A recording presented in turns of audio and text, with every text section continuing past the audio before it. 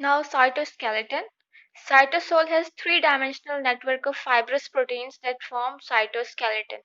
Cytosol क्या है? ये साइटोप्लाज्म और इसमें मौजूद जितने भी ऑर्गेनल्स हैं उनको कलेक्टिवली साइटोसोल कहा जाता है।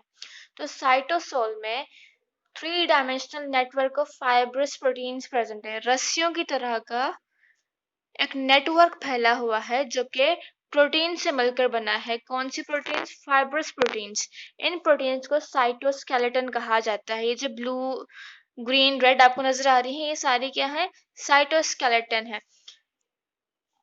इसका काम क्या है? It plays role in mitosis meiosis. Mitosis meiosis क्या है? सेल डिवीजन है। इनमें एक सेल दो या चार सेल्स में डिवाइड होता है।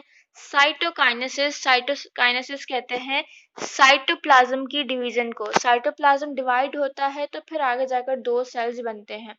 Cell wall deposition, maintenance of cell shape, cell की शेप मेंटेन करना। ये जो सेल वॉल बनती है हमने कहा सेलुलोज, हेमी सेलुलोज और पेक्टिन की डिपोजिशन से बनती है, तो इनको डिपॉजिट करवाने का काम भी इनका है। एंड सेल डिफरेंशिएशन, अब एक नया बेबी सेल बना है तो उस सेल को बताया जाए कि आपने लंग्स में जाना है, आपने हार्ट में जाना है, आपने लिवर में जाना है, तो इसको सेल डिफरेंशिएशन कहते हैं। तो इनका इसमें भी रोल है। There are three types of cytoskeleton. कौन कौन से हैं? Microfilaments, intermediate filaments and microtubules. ये जिसमें ग्रीन आपको नजर आ रहे हैं ये माइक्रोट्यूब्यूल्स हैं। रेड जो नजर आ रहे हैं वो है इंटरमीडिएट फिलामेंट्स, और जो ब्लू आपको नजर आ रहे हैं ये है माइक्रोफिलामेंट्स। और ये कहाँ प्रेजेंट है? साइटोसोल में प्रेजेंट है। तो सबसे पहले है microfilaments. They are solid strand of about 7 nanometer in diameter and several centimeter in length. तो ये रस्सियों की तरह का स्ट्रक्चर है जिसका डायमीटर 7 नैनोमीटर है। ये कहाँ प्रेजेंट है? ये मसल सेल्स में प्रेजेंट होते हैं। Microfilament consist of two actin chains. तो ये एक चेन हो गई, ये दूसरी चेन हो गई। तो एक्टिन क्या है? एक प्रोटीन है। तो माइक्रोफिलामेंट्स में दो चेन्स हैं जो कि एक प्रोटीन की बनी है, उसको एक्टिन कहा जाता है। इंटरट्वाइंड इन हेलिकल फैशन, और एक दूसरे के ऊपर लिपटी हुई हैं। Some microfilaments also contain myosin protein. तो कुछ माइक्रोफिलामेंट्स के ऊपर मायोसिन प्रोटीन भी प्रेजेंट होती है। इन दो एक्टिन चेन के अलावा एक और प्रोटीन होती है उसको मायोसिन प्रोटीन कहते हैं। तो माइक्रोफिलामेंट्स किन से बनी है? एक्टिन प्रोटीन से बनी है, और कभी कभार मायोसिन प्रोटीन भी एक्टिन के साथ मौजूद होती है। ये जो दो एक्टिन चेन एक दूसरे के ऊपर लिपटी होती है ना, helical fashion.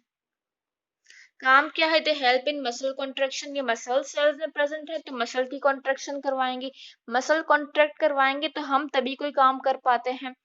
Changes in cell shape, cell की शेप चेंज करनी हो, अक्सर जो है सेल्स को कहीं मूव करना होता है तो उनकी जो शेप चेंज हो रही होती है ये माइक्रोफिलामेंट्स की वजह से होती है। डिवीजन ऑफ साइटोप्लाज्म, जिसको हम साइटोकाइनेसिस कहते हैं। सेल डिवीजन के बाद सेल डिवीजन में न्यूक्लियस की डिवाइड होने के बाद साइटोप्लाज्म डिवाइड होता है जिसको हम साइटोकाइनेसिस कहते हैं। तो ये साइटोकाइनेसिस करवाते हैं। इसके अलावा cytoplasmic streaming movement of pseudopodia. Cytoplasmic streaming movement क्या है? ये हम साइटोप्लाज्म में पढ़ के आ चुके हैं। तो एक ऑर्गेनिज्म है अमीबा, ठीक है। तो अमीबा में ये मूवमेंट कैसे होती है? जब सारा साइटोप्लाज्मिक कंटेंट जो है उस साइड पे मूव करे जिस तरफ इस एनिमल को जाना है, तो ये इस तरह के स्ट्रक्चर बनते हैं, इनको बोलते हैं सूडोपोडिया। तो इसमें जो साइटोप्लाज्म की मूवमेंट है वो भी कौन करवा रहा है? माइक्रोफिलामेंट्स करवा रहे हैं। फिर इंटरमीडिएट फिलामेंट्स। इंटरमीडिएट का मतलब होता है सेंटर में, बीच में। तो माइक्रोफिलामेंट्स और माइक्रोट्यूब्यूल्स के बीच में क्या प्रेजेंट है? इंटरमीडिएट फिलामेंट्स है। तो इनकी प्रॉपर्टीज इन दोनों के बीच में होंगी। ये भी सॉलिड स्ट्रैंड है, रस्सियों की तरह का स्ट्रक्चर है, इतना इसका डायमीटर है और ये इसकी लेंथ है। They are made up of 5 proteins. ये कौन सी प्रोटीन से बना है नाम नहीं याद रखें आप, सिर्फ ये याद रखेंगे ये 5 प्रोटीन से मिलकर बने हैं। That form rope like polymer of fibrous protein, और ये अरेंज किस तरह होती हैं? एक रस्सी की तरह का बड़ा सा मॉलिक्यूल बनाती हैं जो कि फाइब्रस प्रोटीन से मिलकर बना है। ये सेल शेप मेंटेन करते हैं। They are important in attachment of muscle cells. Muscle cell की एक दूसरे से जो अटैचमेंट है ये किसकी वजह से, इंटरमीडिएट फिलामेंट्स की वजह से। इसके अलावा support of nerve cell processes, हमारे नर्वस सिस्टम में जो सेल्स होते हैं उनको नर्व सेल्स कहते हैं, तो ये उनको भी सपोर्ट प्रोवाइड करते हैं। फिर है microtubules, they are hollow tubes, tube like structure है जिसका डायमीटर है 25 नैनोमीटर और लेंथ है 50 माइक्रोमीटर। ये भी प्रोटीन से बने मिलकर बने हैं। उस प्रोटीन को ट्यूबुलिन प्रोटीन कहा जाता है। Single microtubule consist of hundreds of thousands of tubulin सब यूनिट। अब ये एक ट्यूब है जो कि माइक्रोट्यूब्यूल है, इसके अंदर ये क्या प्रेजेंट है, ट्यूबुलिन प्रोटीन प्रेजेंट है। तो इस तरह ये ट्यूबुलिन प्रोटीन अरेंज होती है। इस तरह की हंड्रेड्स एंड थाउजेंड्स ट्यूबुलिन जो है इसके अंदर प्रेजेंट होंगी एक ट्यूब के अंदर। तो इस तरह की 13 ट्यूब जब प्रेजेंट होंगी, ये 2 हो गई, ये तीसरी और 4 5, इस तरह के 13 जब कॉलम्स बनेंगे और हर कॉलम में ये एक्टिन प्रोटीन्स प्रेजेंट हैं, तो इनको क्या कहा जाता है, प्रोटोफिलामेंट्स कहा जाता है। ये जो एक ट्यूब्यूल है इसको क्या कहेंगे हम, प्रोटोफिलामेंट कहेंगे।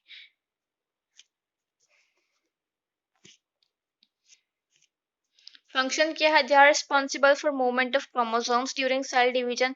जब सेल डिवीजन होती है तो क्रोमोसोम्स सेल के ऑपोजिट साइड्स पे मूव करते हैं, तो ये उनकी मूवमेंट में हेल्प प्रोवाइड करते हैं। दे help in movement of organelles with in cytoplasm. Cytoplasm में ऑर्गेनल्स मूव कर रहे होते हैं, उनकी मूवमेंट में हेल्प प्रोवाइड करते हैं। इसके अलावा they help in movement of cilia and flagella. Cilia paramecium में प्रेजेंट होते हैं और फ्लैजिला यूग्लिना में प्रेजेंट होता है। ये सब क्या है, थ्रेड लाइक स्ट्रक्चर्स हैं। जब वो सीलिया और फ्लैजिला मूव करते हैं तो ये ऑर्गेनिज्म आगे मूव करते हैं। तो उनकी मूवमेंट में कौन हेल्प प्रोवाइड कर रहा है, माइक्रोट्यूब्यूल्स हेल्प प्रोवाइड करते हैं।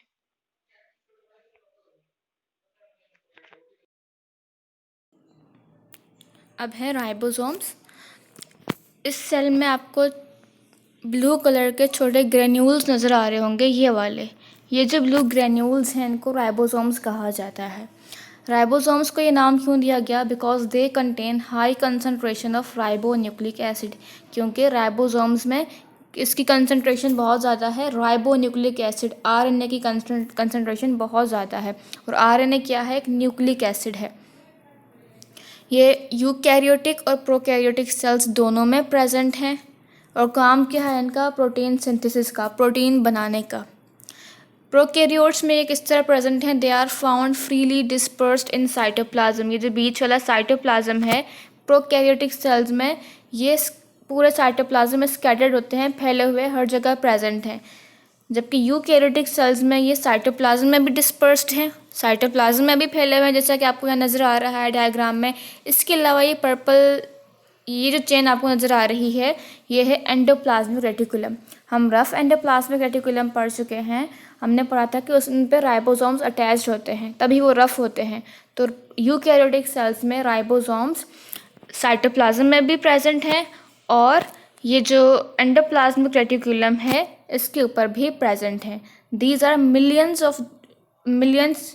पर सेल। तो हर सेल में तकरीबन इनका अमाउंट मिलियंस में होता है। ईच राइबोसोम हैज़ 2 अनइक्वल सब यूनिट्स। ये 2 सब यूनिट्स हैं, दोनों अनइक्वल होते हैं। एक स्मॉल सब यूनिट है और दूसरा लार्ज सब यूनिट है। जो स्मॉल सब यूनिट है ये कैप की तरह है और जो लार्ज सब यूनिट है इट इज़ डोम शेप्ड, मतलब गुंबद की तरह का होता है।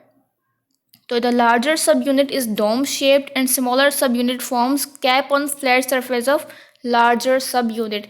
ये डोम शेप्ड होता है, इसकी जो फ्लैट सरफेस है ऊपर वाली, स्मॉल सब यूनिट ने कैप की फॉर्म में वहाँ प्रेजेंट होता है। तो ये दोनों सब यूनिट हैं जो राइबोसोम्स में प्रेजेंट होते हैं। राइबोसोम्स बनते कहाँ पे हैं, आपने न्यूक्लियोलस पढ़ा था। न्यूक्लियोलस क्या है, न्यूक्लियस के अंदर एक स्फेरिकल बॉडी है, उसको न्यूक्लियोलस कहते हैं, जिसका काम क्या था, राइबोसोम्स को मैन्युफैक्चर करना। तो राइबोसोम्स बनते कहाँ पे हैं, न्यूक्लियोलस में बनते हैं।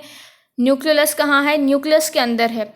बनने के बाद ये न्यूक्लियर पोर्स के थ्रू साइटोप्लाज्म में आते हैं। न्यूक्लियर मेम्ब्रेन में आपने न्यूक्लियर पोर्स देखे होंगे स्मॉल, तो उनके थ्रू ये साइटोप्लाज्म में आ जाते हैं। काम क्या है इनका, they are called protein factories, इनको प्रोटीन फैक्ट्रीज कहा जाता है क्योंकि ये प्रोटीन सिंथेसाइज करती हैं in the under the direction of nucleus.